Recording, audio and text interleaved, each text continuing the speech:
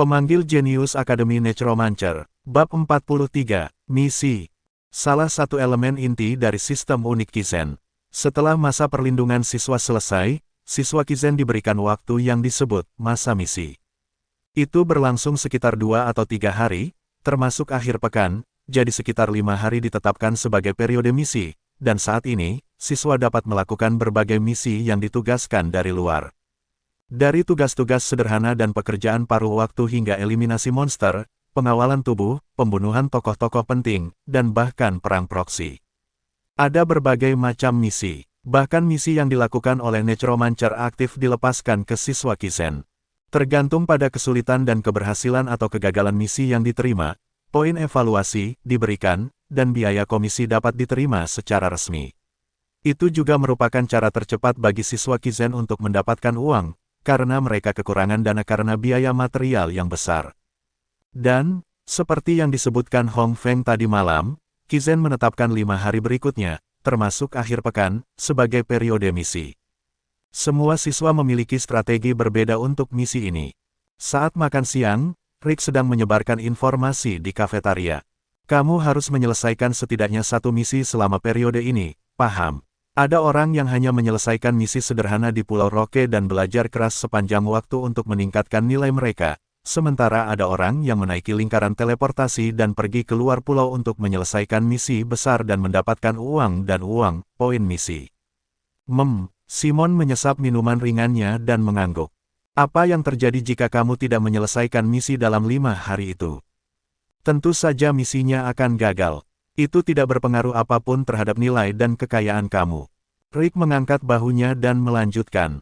Dalam kasus khusus, kamu bisa menulis surat penjelasan dan melanjutkan misimu, tapi pada akhirnya, kamu rugi karena kamu akan melewatkan semua kelas yang bisa kamu ambil. Jadi, ada risikonya, iya. Rick mengangguk dengan wajah serius. Jadi aku akan mengambil sesuatu yang dapat dicapai di Roches, memanfaatkannya, dan fokus pada perluasan bisnis. Bagi kami, tidak ada yang perlu dikhawatirkan.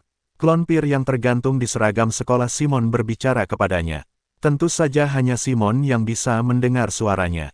Kami berangkat ke benua menggunakan misi sebagai alasan. Sangat penting untuk mengumpulkan kekuatan legiun yang tersebar di seluruh benua dan mengembalikan prestise kami sebelumnya. Simon merasakan hal yang sama.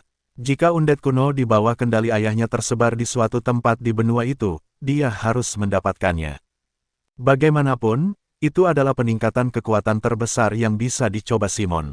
Ngomong-ngomong, apakah ada undet yang lebih kuat darimu, Pir? Klon Pir menyeringai. Kuhehe, aku seorang Marshal Legion. Tidak ada yang berani melawan aku. Namun dalam hal kemampuan tempur, ada beberapa monster nyata di antara mereka yang menjabat sebagai kapten di bawah Legion. Kapten di bawah Legion. Ini adalah pertama kalinya Simon mendengar hal ini. Legiun awalnya dibagi menjadi beberapa unit undet, dan undet kuno dengan kecerdasan memerintahkan pasukan mereka. Jika semua kapten dan undet yang mereka pimpin bersatu, tidak akan lama lagi Legiun mendapatkan kembali prestise sebelumnya. Tidak disangka dia bisa memiliki undet kuno baru selain Pir. Mata Simon berbinar, dia merasa bahwa dia harus melakukan ini. Tetapi bagaimana kita tahu di mana kaptennya berada? Kuhehe, tidak mungkin para bajingan gila itu hidup tenang tanpa masalah. Mereka pasti menyebabkan beberapa masalah di seluruh benua. Dan kemungkinan besar hal itu terjadi dalam misi Kizen. Petik terbalik kita harus memeriksanya, bahkan dengan petunjuk sepele.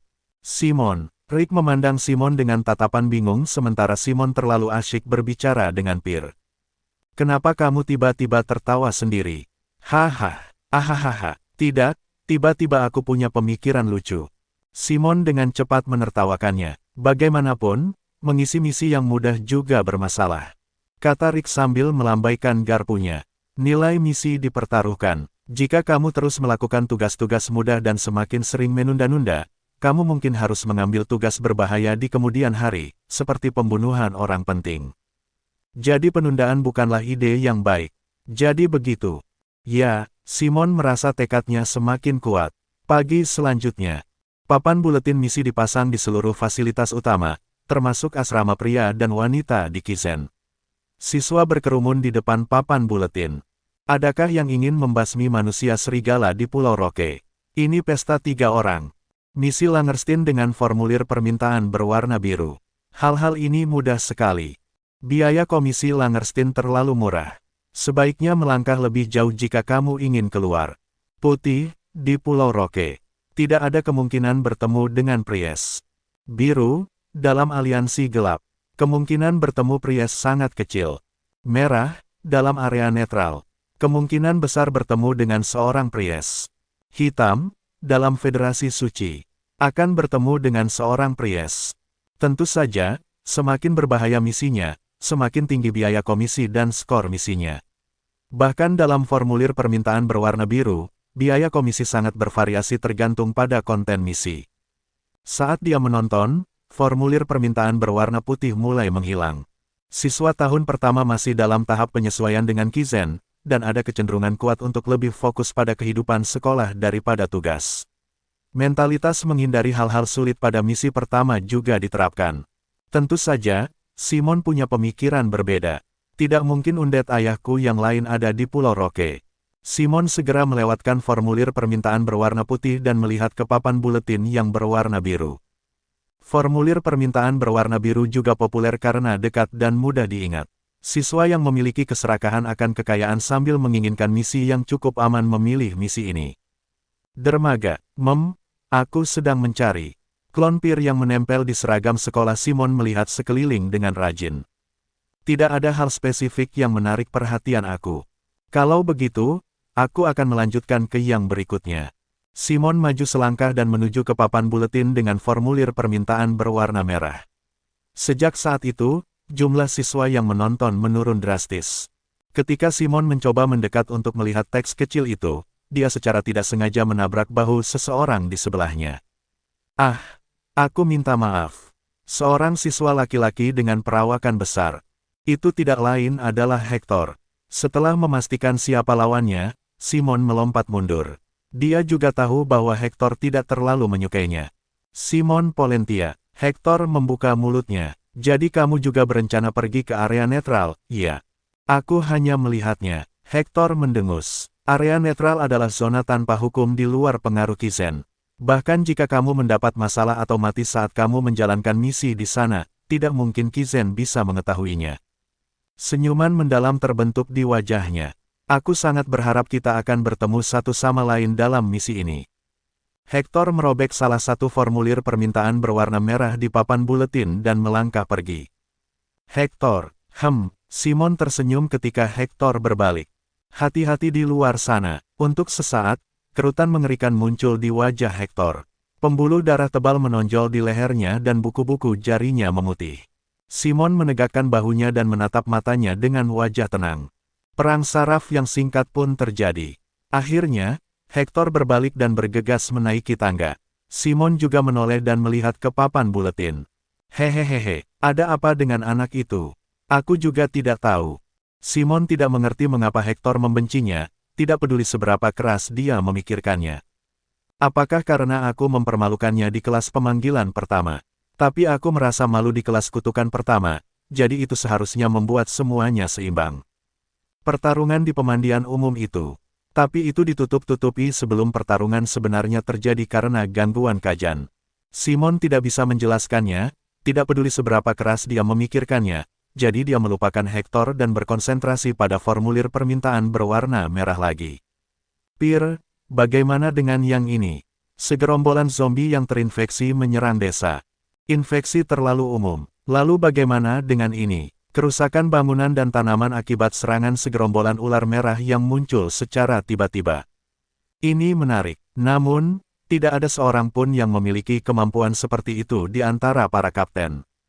Saat itulah Simon dan Pir dengan cermat melihat formulir permintaan.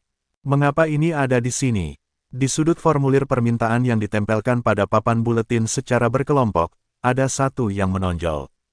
Karena itu adalah formulir permintaan berwarna biru yang ditempel di papan untuk yang berwarna merah. Apakah ini suatu kesalahan? Saat Simon mendekat untuk melihat formulir permintaan, seseorang mengambilnya. Oh, jadi ini masih di sini. Tolong abaikan ini. Itu adalah pelayan yang mengelola papan buletin misi. Simon dengan cepat bertanya. Misi macam apa itu? Ini adalah misi dari beberapa bulan yang lalu, ini adalah misi di mana Necromancer yang disubkontrakkan oleh Kizen menghilang. Mata Simon membelalak, bahkan bukan seorang pelajar, tapi seorang Necromancer hilang. Bolehkah aku melihatnya juga? Apa? Tetapi ini bukanlah misi yang bisa dilakukan oleh seorang siswa.